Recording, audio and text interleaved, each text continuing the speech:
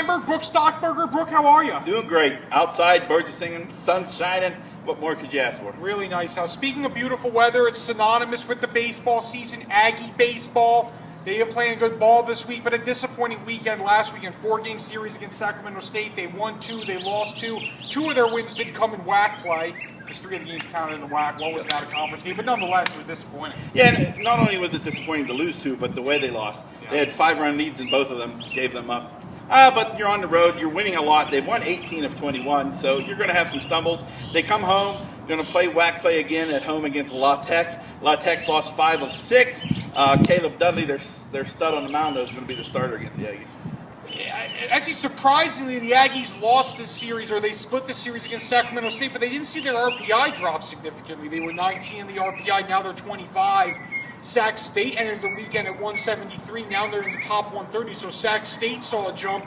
Aggies only dropped a couple, which I guess there is a silver lining there, but they have to get it together right now. They have to sweep La Tech. La Tech has been playing good baseball.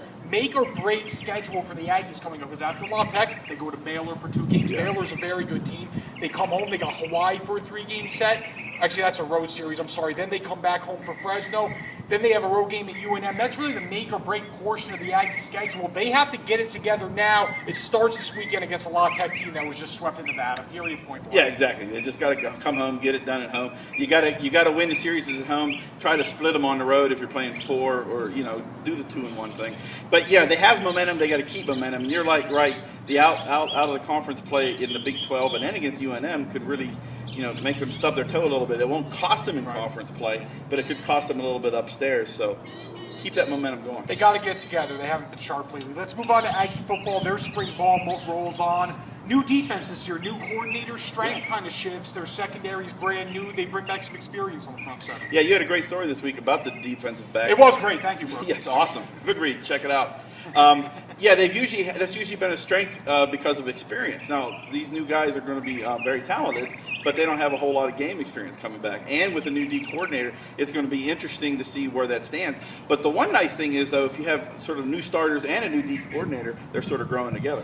Their new D coordinator, I like the addition here. He's enthusiastic, he's engaged, he's energetic. That's what you want here. He seems like a nice addition.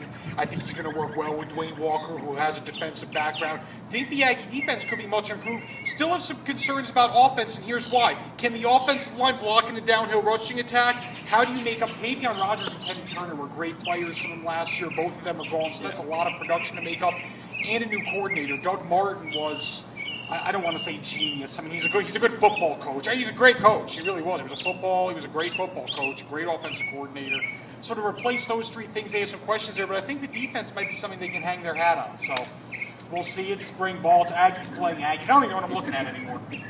Yeah, NFL schedules are out, so we're getting that taste of football already, even though it's 3-4 months away.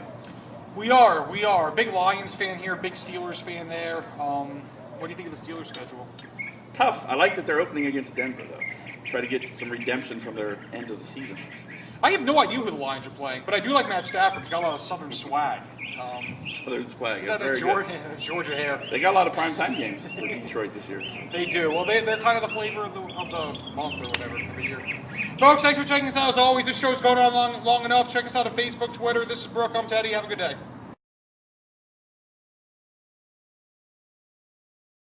Coach of the year for me is clearly Frank Vogel on the Indiana Pacers. Well, not clearly. There's a lot of good candidates, actually. But Frank Vogel's done a good job there. I believe they're the 3rd seed. Is that right?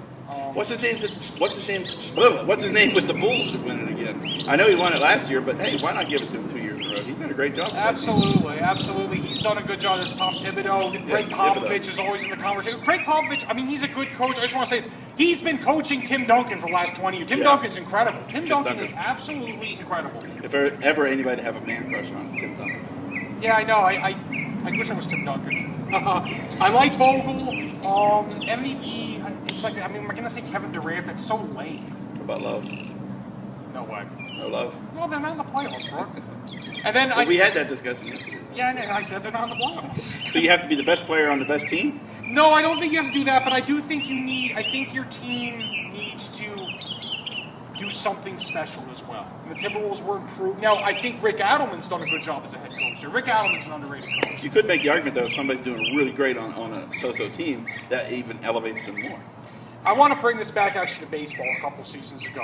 There was this conversation, should Alex Rodriguez win MVP on an atrocious Texas Rangers team? The answer was no. It should have been Miguel Tejada on the Oakland A's, who clearly exceeded expectations, made the playoffs.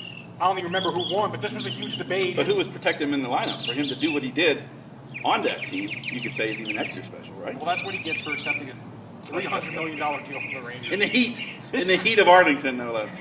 And then I also Rookie of the Year. We're going to go Kenneth Farid. What do you think about that? We're going to go Kenneth Farid on the Denver I'll go with Nuggets. that. Yeah, why not? There's really no quality. Everyone's saying Kyrie Irving, but he's been hurt a lot. Yeah, he has.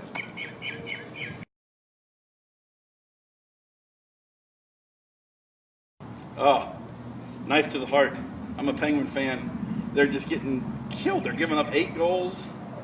They're the most talented team in the NHL. The NHL playoffs can often have a team who's clearly not the most favorite. You know, a number 7 team can go all the way and win it all. It depends on whose goalie's standing on their head. But for the Penguins to just implode like they have in this series is just disgusting. You're talking to a former guy who was a former huge hockey fan, a Pat Verbeek fan of the Hartford Whalers, of course, and Benoit Hogue on the Islanders. I don't even know if anyone knows what what a I'm great talking name, about. Benoit Hogue. I love that name. I've fallen out of the game, obviously moving to New Mexico. There's no pro team here, and I went to college out in Washington State. But the NHL playoffs are great. Yeah, they are. One more name, Frank Pietrangelo. Frank Pietrangelo, or Peter Sidorkiewicz. We could go on and on about former hockey. But, yeah, no, the NHL playoffs are great, but I haven't watched a lick of them. Well, it's hard. It's hard down here. People around here. here didn't really grow up with hockey, and it's just no hockey environment, so it's hard to get people to talk about it. I still don't forgive a Dale Hunter for that hit on Pierre Turgeon. He's the coach of the Capitals now. I know. He's a punk. Guys, have a great week.